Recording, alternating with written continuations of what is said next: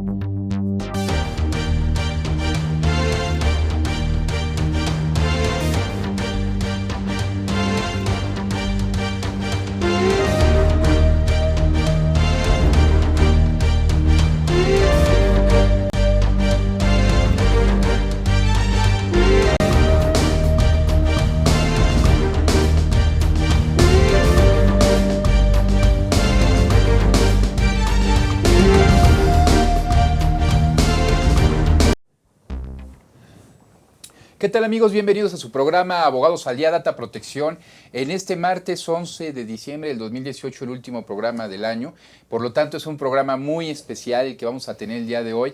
Y bueno, pues ¿cómo podría ser este programa? Pues ni más ni menos que con el tema de compliance, que con tanto está de boga, y con nuestro expertísimo en la materia, al que le damos la bienvenida a nuestro invitado Luis Ortiz. ¿Cómo estás, mi estimado Luis? Muchas gracias, bienvenido. Al contrario, esta es tu encantado de casa. estar aquí con ustedes. Qué bueno, qué gusto. Y bueno, a un invitado también que está con nosotros, experto en el ámbito penal, Arturo Palafox. ¿Qué tal, Arturo? ¿Cómo estás? Muy bien, Mario, gracias. Bienvenidos, es tu casa. Y como siempre, el co-conductor y abogado experto en estos temas del programa, Joaquín Elizalde, mi estimado amigo. Muchas gracias a nuestros invitados por estar nuevamente con nosotros. Luis ya es de la casa, un experto en materia de compliance empresarial y anticorrupción, pero hoy un tema muy específico, el compliance penal, que Arturo Palafox nos va a hacer pues de gran ayuda para nosotros y para nuestros amigos, este tema que es hoy muy relevante debido a la responsabilidad penal que ahora tienen las empresas, ¿no? Claro. Pues bienvenidos a ambos y muchas gracias por estar con nosotros. No, y vamos a aprovechar el programa para un poquito pues ver los mitos y realidades que existen en estos temas, ¿no? Porque muchas veces, perdón, un poquito como introducción, en estos temas de penal creemos que cualquier abogado penalista, tú nos dirás guiando en el programa, pues puede llevar este tipo, ¿no? de temas como es el compliance penal, y también qué diferencias, o si es lo mismo con el compliance tradicional, ¿no? Que ese también es otro tema que vamos a empezar el día de hoy. Pero bueno, para iniciar, amigo, ¿querías comentar? Sí, a mí me gustaría pues que Luis nos explicara un poco qué es el compliance, cuántos tipos hay, qué relevancia tienen. Con mucho gusto, pues bueno, un honor estar otra vez con ustedes en el programa. Y pues sí, efectivamente, ahora ya no solamente nos cuestionábamos qué es compliance, ¿no? O de qué se trataba el compliance, sino que ahora vamos a empezar a hablar de diferentes tipos de compliance. Entonces, entendiendo otra vez, vamos a la definición más básica, ¿no? Vamos a hablar de cumplimiento normativo, vamos a hablar de cumplimiento regulatorio, vamos a hablar de nuevas fórmulas de hacer el compliance o de referirnos a ¿no? Pero cada uno tiene sus particularidades. Estaba revisando solamente en búsquedas genéricas en redes sociales. Cuando hablamos de compliance, nos encontramos compliance fiscal, compliance anticorrupción, compliance de protección de datos personales, medio ambiente y penal, ¿no? Y justo de las últimas pláticas que tuvimos aquí en el programa, estábamos hablando de cómo las empresas estaban empezando a ser investigadas por otro tipo de delitos, algunos de ellos que tenían que ver con corrupción, y que estos eran los que derivaban tradicionalmente de la regulación anglosajona, que llegaba a México y que hacía que la empresa tuviera que cumplir con los estándares de allá. Pero después ya tuvimos una legislación mexicana que obligaba a oficiales de cumplimiento en materia de lavado de dinero. Otra, el Sistema Nacional Anticorrupción, con la Ley General de Responsabilidades Administrativas, que habla del compliance o de una política de integridad y que obliga de alguna manera a tener estas estructuras de compliance. Entonces, si bien estamos en el mundo de anticorrupción, pues recordemos que corrupción involucra varios tipos de conductas. Esas conductas son delictivas. El que estamos acostumbrados a tratar y a prevenir en la empresa transnacional era el cohecho, el famoso bribery, ¿no? Pero ahora, esta vez, pues traemos una novedad y un invitado de lujo para que platiquemos de estos temas, ¿no? Claro, ¿no? Excelente, y pues le agradecemos mucho a Luis, que me hizo el favor de invitarlo para el día de hoy. Y bueno, tomando un tema en consideración, eso que nos comenta Luis, sobre los tipos de cumplimiento que hay, pues resulta que al parecer todos por el nombre pudiera darse cuenta que están en algún momento, ¿cómo podríamos llamarlo? Adicionados a la materia penal. ¿Nos podrías platicar qué significa el compliance penal? ¿Qué abarca? Sí, pues una persona moral como ente jurídico siempre estuvo regulado por normas, principalmente administrativas. ¿De dónde llega el compliance penal? Se da origen de la responsabilidad penal de personas morales. Ya esta figura se viene dando desde España, pero en México se empezó a adicionar en los códigos sustantivos desde el 2014 y concretamente en el Código Nacional de Procedimientos Penales en el 2016. Y te marca muy claro el código. Las personas morales van a ser responsables de los delitos que se cometan por sus medios o de los cuales resulten beneficiadas, siempre y cuando se demuestre que hubo falta del debido control en la operación. Y entonces esa falta de debido control en la operación es lo que te regresa al compliance básico. Tuviste un debido control para cumplir normas fiscales, normas anticorrupción, normas A, B, C y D, ¿sí o no? Si no lo tuviste es que no hiciste nada para evitar que se diera el hecho delictivo. Si lo hiciste, al contrario, tú como empresa no vas a tener una responsabilidad porque cumpliste todo lo que estaba en tus manos. Perdón. Aquí hay un tema muy importante, ¿no? Saber, las empresas están compuestas de personas físicas, ¿no? Exactamente. Y este tema de la responsabilidad penal de la persona moral es algo muy nuevo en México, que por lo que hemos escuchado, lo que hemos visto en tribunales, los mismos autoridades investigadoras no saben bien cómo entrarle todavía el tema. Hablamos de un tema de, a lo mejor, falta de capacitación y después de, a lo mejor, un manual que tiene que salir en México que tenemos que tener para revisar ese nexo que hay entre la persona física y la persona moral. ¿Cómo estamos ahí? Sí, siguiendo tendencias. Ahorita, como les comentaba, en España se reguló por primera vez en el año 2010. Sí, y pasando el tiempo, llegaron al ejemplo que pone Luis. Bueno, ¿y cómo sé si cumplió o no con el debido control de la operación? ¿Qué voy a hacer para poder, cuál es el criterio para fincar una responsabilidad penal a la empresa?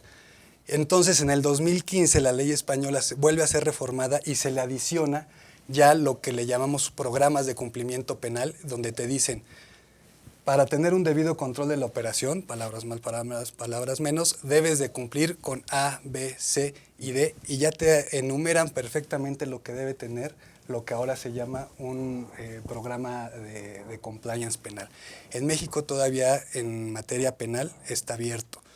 Solo se habla de un debido control en la operación y hablando en temas de penalista, eso es un elemento normativo sujeto de una valoración jurisdiccional. Entonces va a ser el juez el que va a tener la potestad de decir ¿es o no es? ¿Dio un debido control en su operación o no lo dio? Entonces, ¿esto qué nos conlleva?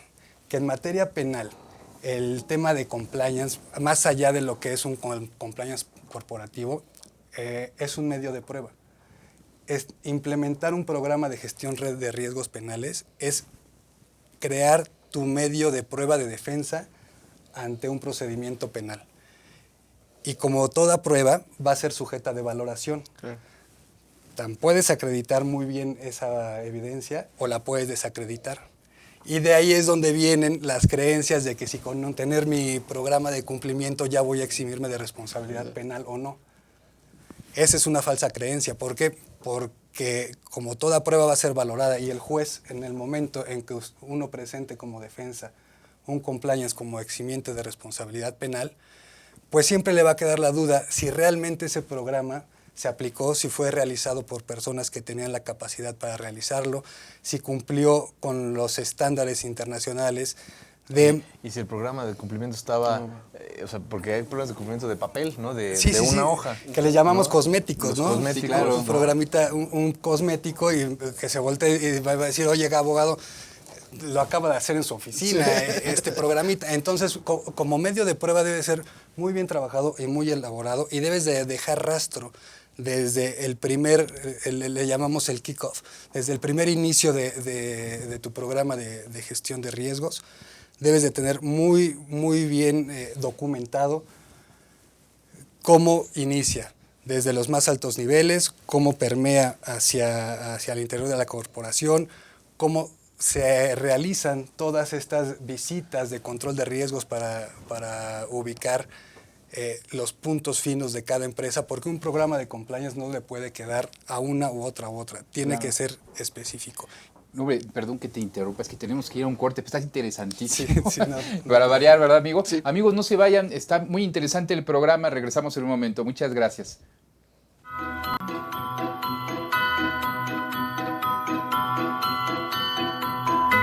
Astele.tv. Estudié psicología porque siempre me ha gustado ayudar a las personas que están a mi alrededor. Actualmente estoy haciendo una investigación con cuidadores primarios de pacientes con cáncer y esta experiencia me ha llevado a plantearme nuevos horizontes en lo profesional. Soy Carla Fernández y uní la psicología y la danza para ayudar a que la gente se sienta mejor. UNILA es más.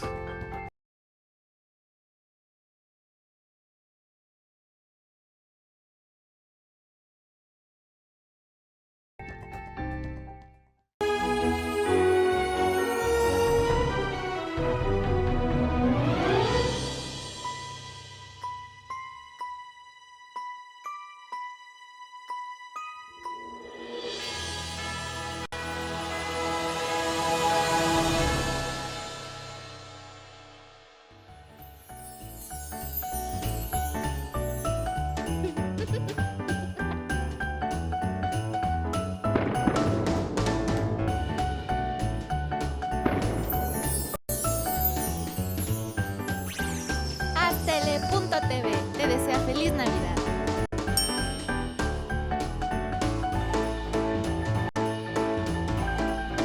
Astele.tv.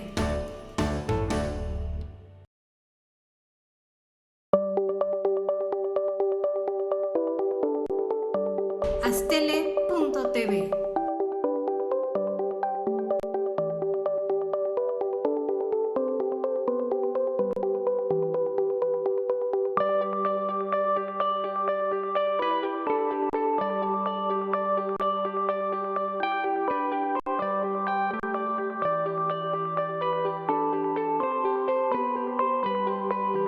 Astele.tv.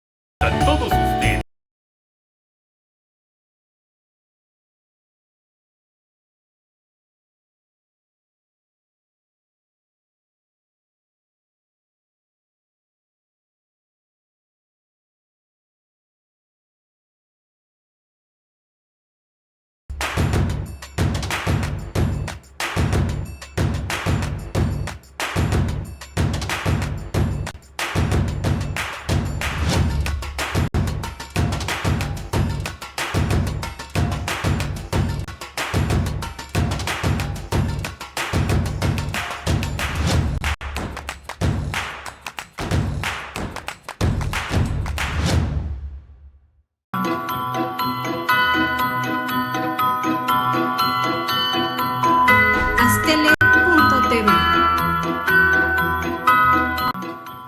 Amigos, seguimos en su programa Abogados al Día, Data Protección.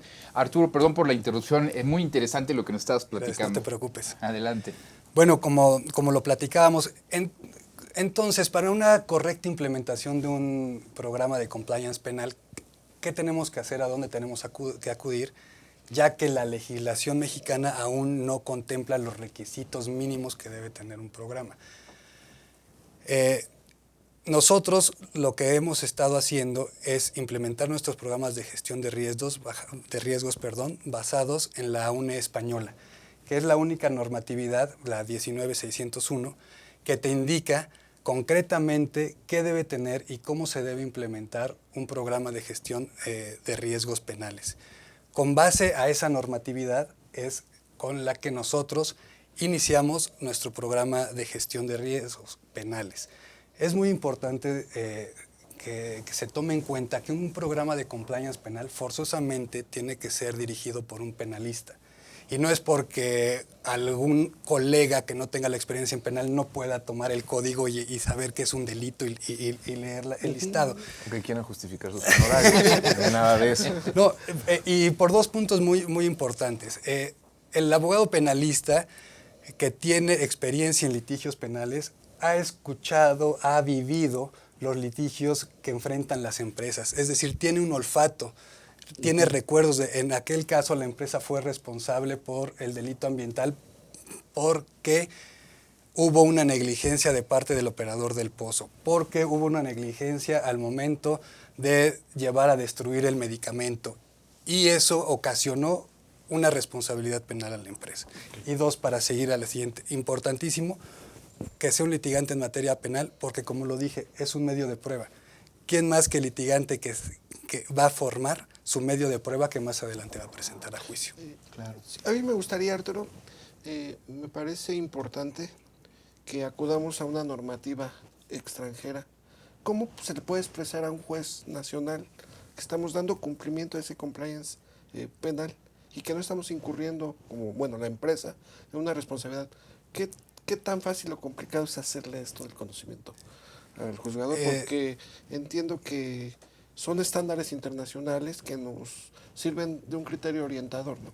Sí, mire, con la reforma del 2016 que implementa la responsabilidad penal, también se implementa el sistema acusatorio. ¿Qué significa eso? Es una valoración abierta del juez. Entonces, ¿qué va a tomar el juez en cuenta? Lo que le cause convicción.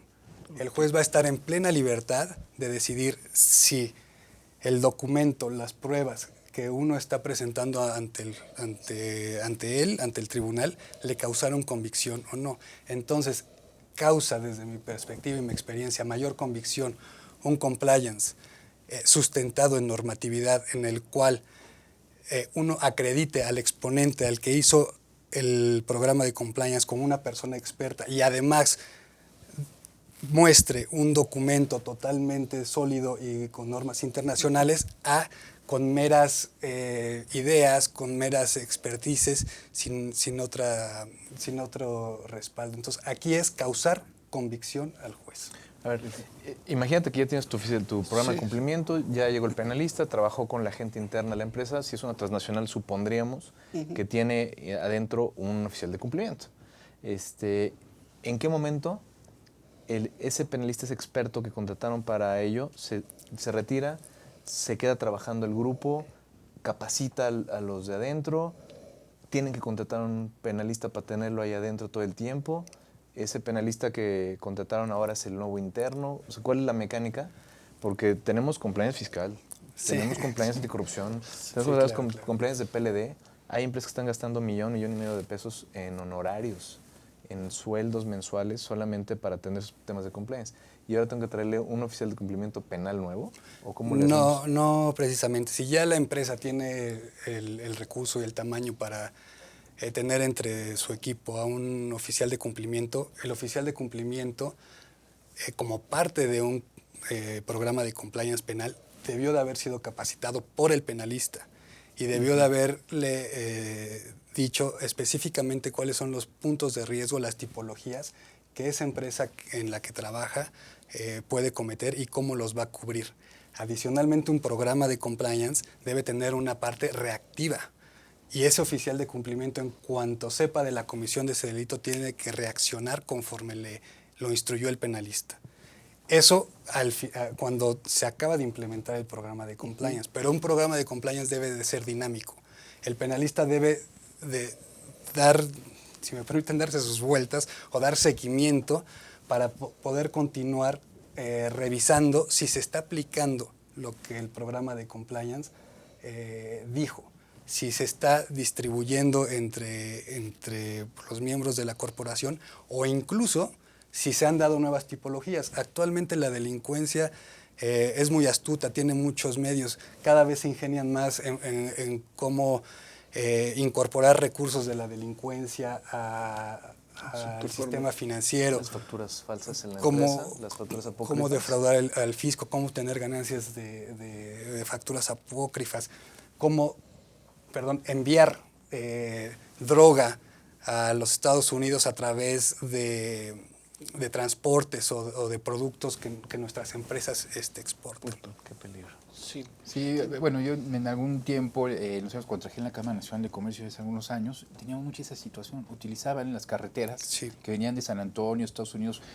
Nos pasaba mucho, si la empresa ya, no sé, por ahí Philip Morris, algunas otras empresas que en sus mismas camionetas transportaban el cigarro, resulta que transportaban droga o algunos otros tipos, no digo la empresa, ¿no? La delincuencia organizada en su momento, y en aquel momento no existía el compliance penal o el compliance penal.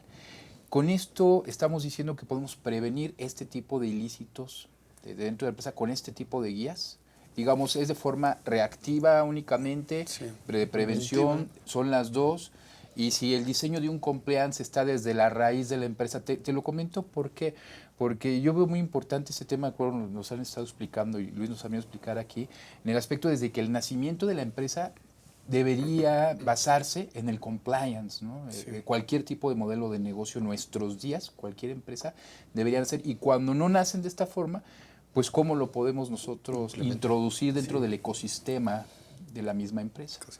Sí, definitivamente el compliance o tu sistema de gestión de riesgos debe de nacer con la empresa. Si no se puede, lo tienes que implementar. Y respondiendo a tu pregunta, es un compliance de prevención, definitivamente, hay que prevenir, lo más importante. Y segundo paso, de reacción. Y tiene que ser dinámico. Como lo dijimos, cada vez se las ingenian más y yo a veces me permito bromear con esto. La delincuencia organizada y la corrupción no se crean ni se destruyen, solo se transforman. Entonces, tristemente no la vamos a acabar de tajo. Verdades o ideas falsas, ¿no? El compliance penal te va a hacer que nunca tengas una responsabilidad penal, no. Pero ¿sabes qué? Sí vamos a mitigar el riesgo para que si el hecho delictivo se llega a dar, la empresa no tenga una responsabilidad que sin tenerlo sería catastrófico.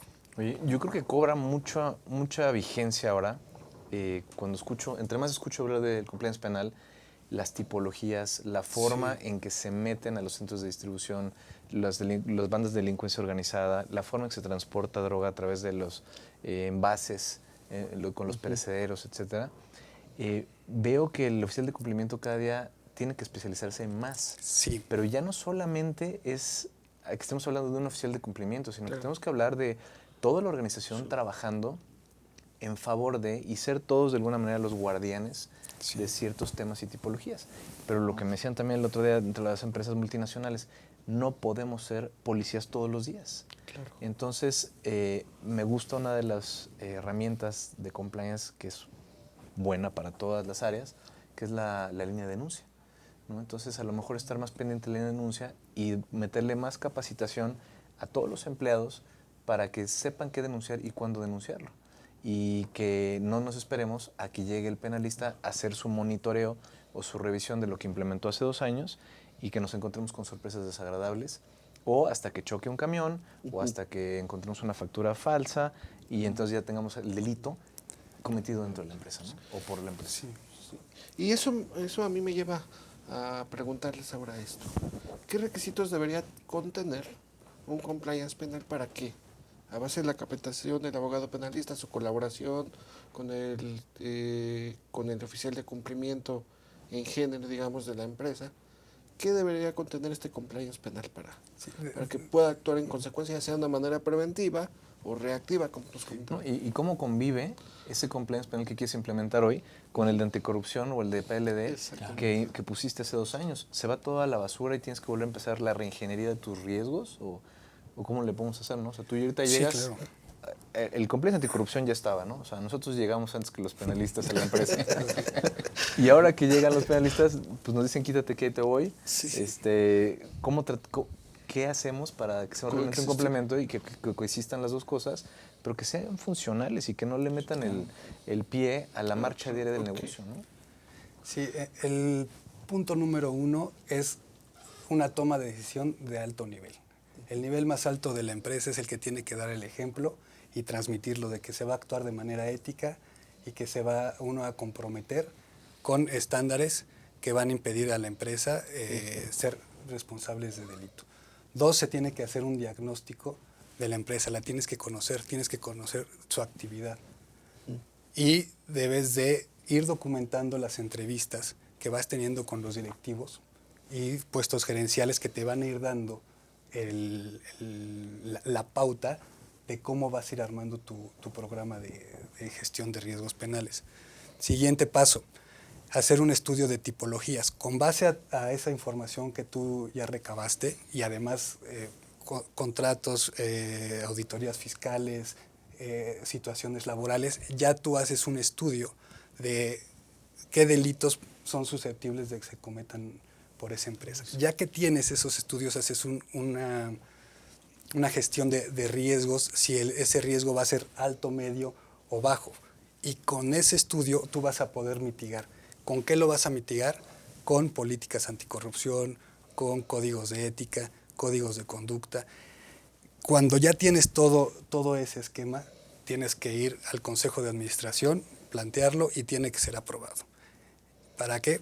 Para que ya tome una fuerza interna lo suficientemente seria para que sea adoptado por los demás escalafones de la organización. Siguiente paso, eso que tú ya hiciste, elaboraste y se te aprobó, enséñalo a tu personal, capacítalo, que ellos sepan que ya la empresa tiene códigos de ética, que lo tienen que realizar, que si no lo hacen puede haber sanciones, incluso en algunos casos si lo hacen puede haber premios, reconocimientos. Segundo, canal de denuncia anónima, importantísimo. ¿Qué pasa con compliance o sin compliance? A veces el empleado internamente está dándose cuenta que el jefe, el director, están tomando conductas indebidas en el interior de la empresa. No lo denuncia por miedo a perder su puesto. Un canal de denuncia anónima es la vía idónea para hacerlo. Y que obliga a la empresa a investigar, ¿no? Exactamente, obligar a investigar, y esa conducta tiene que ser investigada y sancionada. Eso también internamente da mucha tranquilidad a los empleados que quieren comportarse conforme a la norma y la ética. Claro. No, pues amigos, ya ven, está súper interesante el tema del día de hoy. No se vayan, regresamos en un momento. Muchas gracias.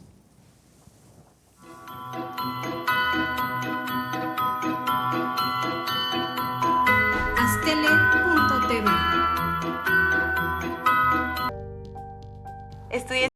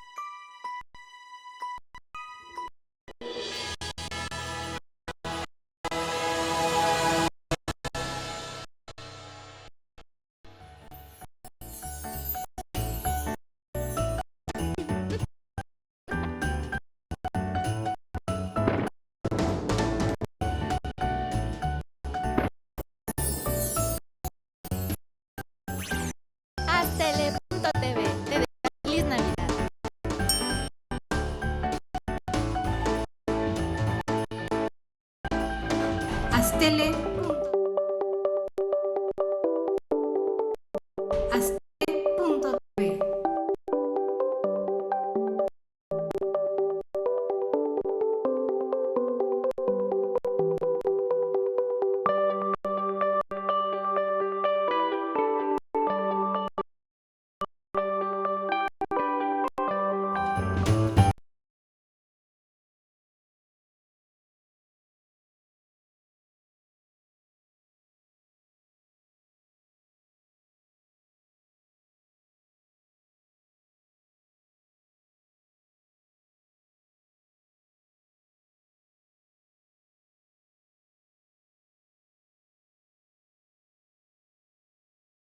Todos ustedes, que la paz y la armonía toque su corazón esta Navidad.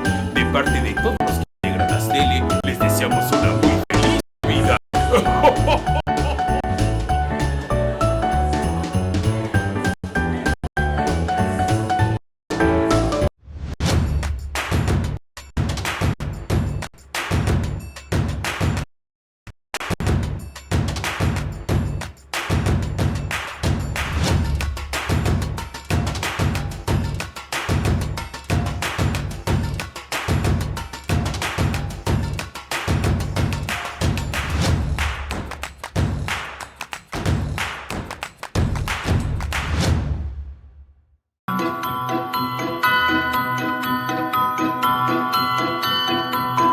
Astele.tv.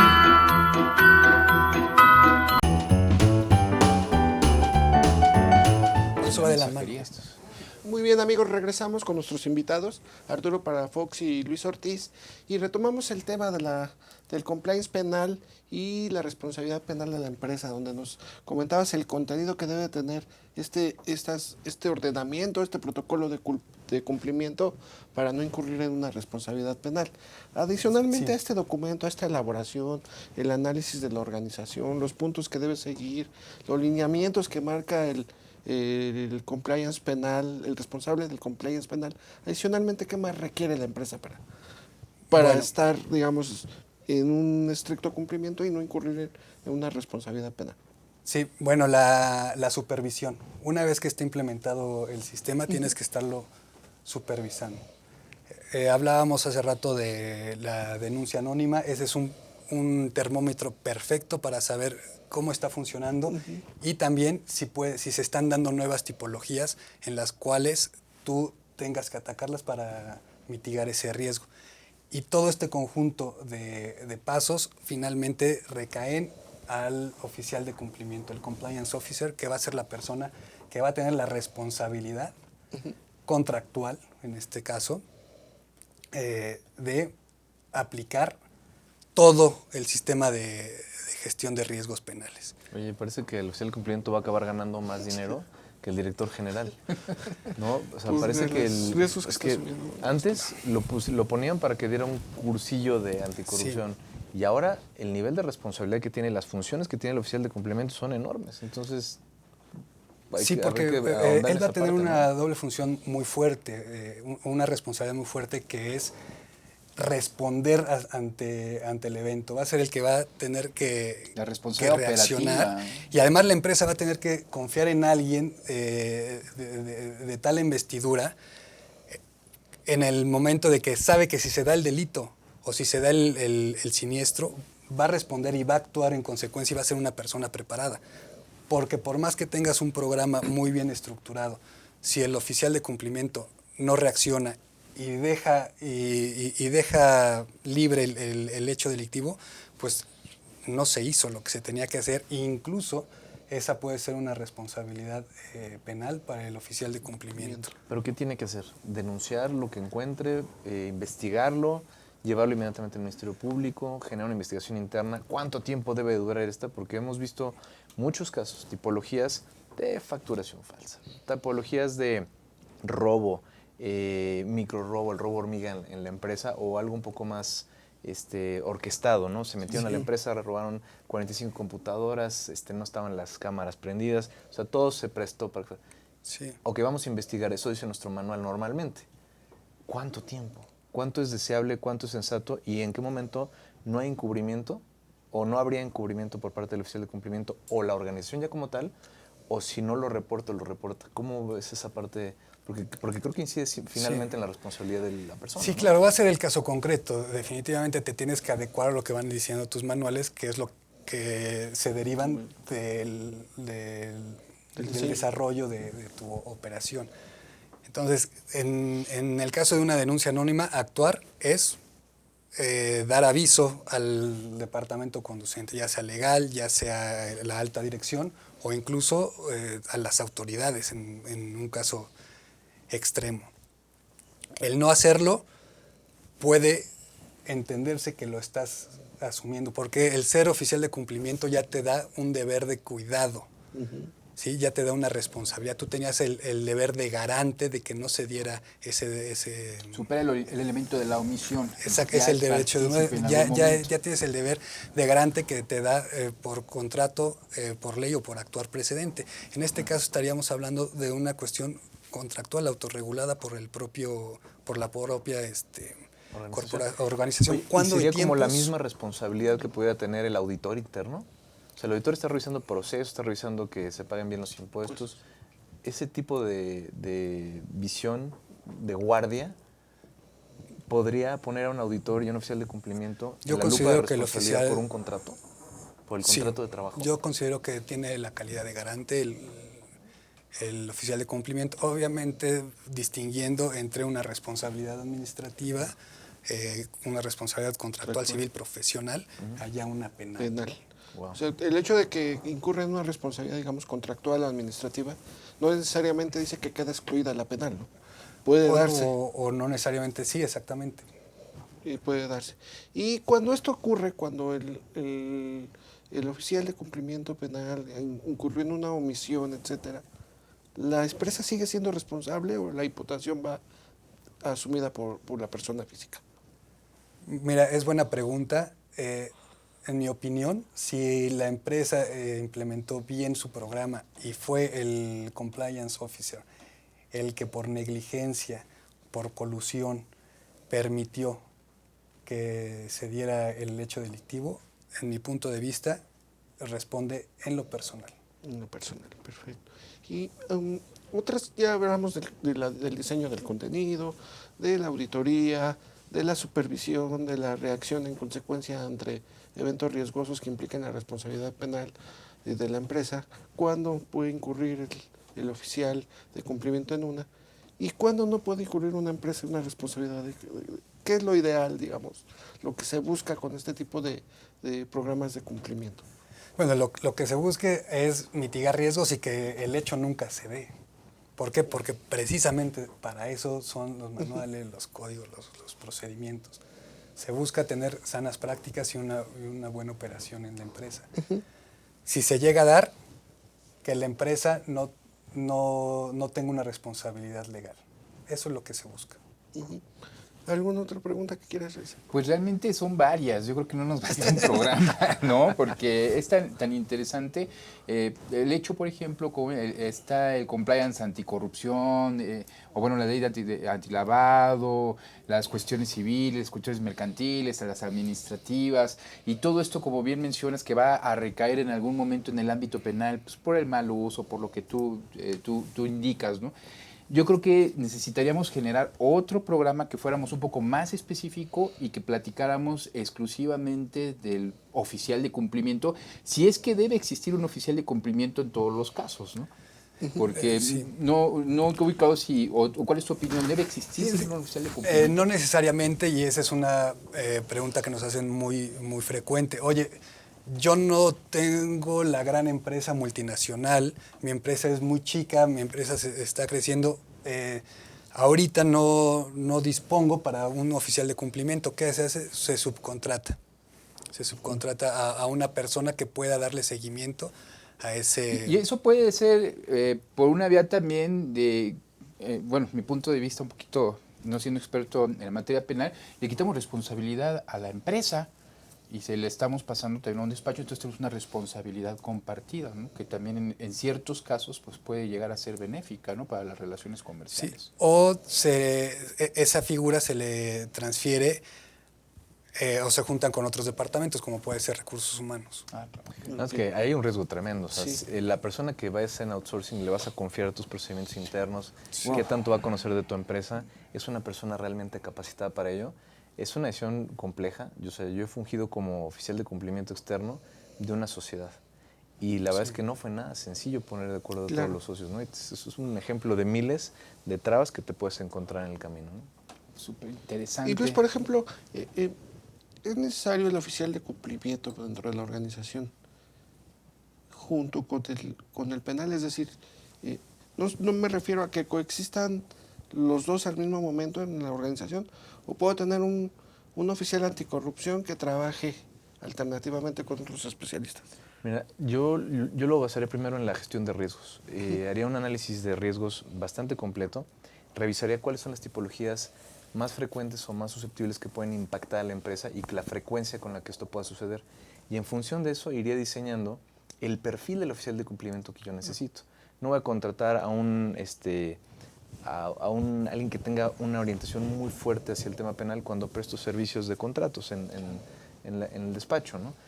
Si vendo farmacéuticos de alto riesgo y su transporte involucra, o estoy moviendo metanfetaminas o temas que tengan que ver con, con componentes para droga, bueno, ahí hay un tema muy claro y evidente donde orientaré más la práctica hacia allá. La coexistencia, yo creo que es innecesario. Es innecesario que existan dos oficiales de cumplimiento, sobre todo con la nueva teoría de que ya el oficial de cumplimiento no actúa solo en la empresa, ya no lleva la batuta y se le avienta todo el tema, sino que él ya trabaja también con el consejo de administración, con grupos de riesgos y le reporta en ciertos temas a ciertas personas. El equipo de security o de seguridad de la empresa también ya trabaja mucho de la mano del oficial de cumplimiento. Y el oficial de cumplimiento, cuando se le dan este tipo de temas, también voltea a ver a otras áreas, ¿no? Perfecto. Oh, pues excelente programazo. Se nos fue el tiempo volando, amigo. Sí. la interrupción. Amigos, pues hasta hoy llegamos en este tema de compliance. Esperemos tener una segunda parte. ¿Quieres agregar algo más, amigo? Pues agradecerles a nuestros invitados. Un placer. Luis, Encantados. Ricardo, No, al es un contrario. placer estar con ustedes que Gracias. nos ilustran estos temas tan importantes y necesarios para una sana operación de la empresa. Y que esperemos también para el próximo año van a estar más tiempo con nosotros. Luis nos va a estar haciendo el favor de traer estos temas una vez al mes. Ya les seguimos informando. Y pues amigos, sería todo por parte de nosotros. Muchas gracias. Que tengan muy buena tarde. Felicidades. Felicidades. Felicidades. Hasta la Hasta luego. próxima.